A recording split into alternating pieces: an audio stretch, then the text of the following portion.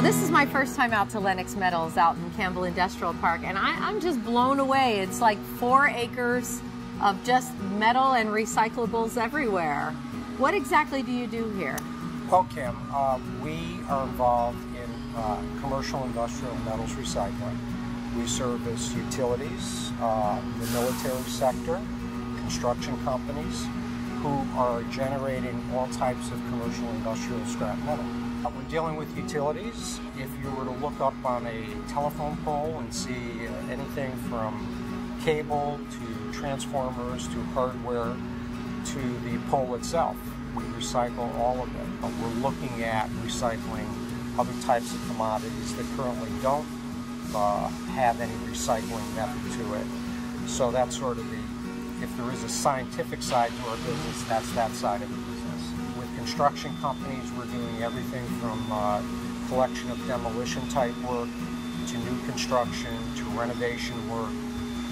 We're very busy with hotel renovation, scrap metal. It's a really important service that most of us just don't really think about. Things come down, new things go up. We don't think about where everything goes in between.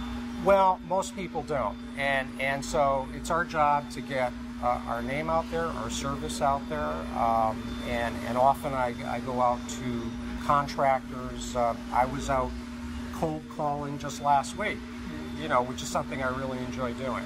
Every year Lenox generates and diverts nearly 25 million pounds of scrap metal that would otherwise be cast into the landfill. Today the landfill's a bit more regulated. Not anyone can just throw metal into the landfill.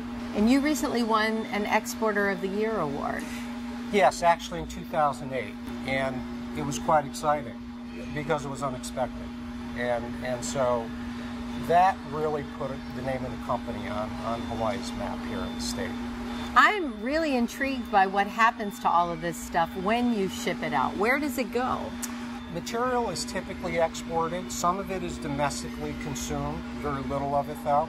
We are selling to consumers in China, Korea, Malaysia, India, and Japan as well.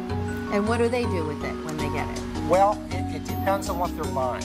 Every material and commodity is unique, and it could be any type of metal. It could be copper, brass, aluminum, could be mixed metals, copper-bearing type material, motors, transformers. So you have to be a recycler, an exporter, an engineer, and a seller of commodities all in one. Not only that, we have to be good environmental stewards as well. The most important thing. In that process, yeah. And so over the years, we've gained a real appreciation for staying in compliance, keeping certified people trained, as well as anything else that's required under our permits and our regulations that exist at a city and county level or at a government level. Have you ever gotten anything really large or unusual that somebody asked you if you could take off their hands? Plenty.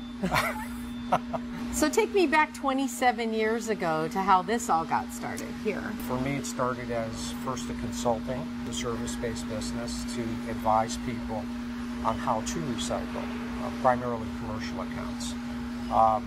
I then went into the physical side of the business, and I decided to buy a truck, hire people, and go out and collect my own recyclables. And today, it's grown into a fleet of trucks, a great staff of folks that help us recycle here at the plant. My employees are the best. They've been here for years, very little turnover, and I think they enjoy the work as much as I do. Our business is about people. We can't all do it alone. What would you say makes Lenox Metals unique compared to other similar businesses in the industry? I think it's our ability to deliver service, to provide customized type recycling programs. We're a little bit more unique in that we're more customer conscious, service conscious. To me, it's about delivering service at a competitive price day to day, paying competitively priced rebates for the recycling material, purchasing material from clients. Do they pay you to take away their scrap, or is there money in it for them as well? It depends on what we're handling. In most cases, we are rebating back to the client an X value for anything that we go out and collect. It's all based on market pricing that is set day to day, worldly. We deal with commodity exchange pricing and also a set of consumer pricing that are set for recycling different types of metal.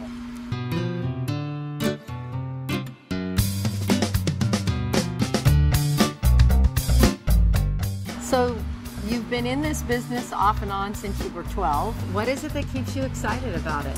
Waking up every day and not knowing where our next deal's coming from. It's that excitement that it's really, fueled me personally. And I've been in this business, and they say once you've been in our business, you're in it. You're a lifer. Where would you like to see yourself going from here? From simply a growth standpoint, we have wonderful opportunities out there, possibly even to double the growth of our business in the next 4 or 5 years. There's a personal side of this story and a side of you that maybe a lot of people don't know about, too. There is. I do a lot of charity work. I think that if we're able to give back some way, and it really doesn't matter how little or how often, but as long as we're giving back something every day to those that might be less fortunate, then I think if we're equipped to do that as people, then we should. And we have been involved with Aloha United Way. Thank you very much. We've been involved quite often with Make-A-Wish. On the more personal side, I'm a volunteer as child advocate for parents of children who have certain types of disabilities. Where this charity work actually started was with my son. Okay. He's autistic. Oh, okay. And he was severe at a very young age. Professionals years ago told me that he was headed for institutional caretaking. And so as a parent, you take the reins and you fight for your child. You get what they need. Any parent should do that. Today, he's emerged as an intelligent, giving, passionate kid. Wonderful. He's a second-year art student at Kapiolani Community College. He's helping other kids with disabilities as a counselor. I couldn't be more proud of my son. He's a wonderful kid, and not because he's like any other 21-year-old. He has his moments, but he's doing some wonderful things on his own, helping kids with disabilities today. And I couldn't be more proud of that. Been a great dad. I tried.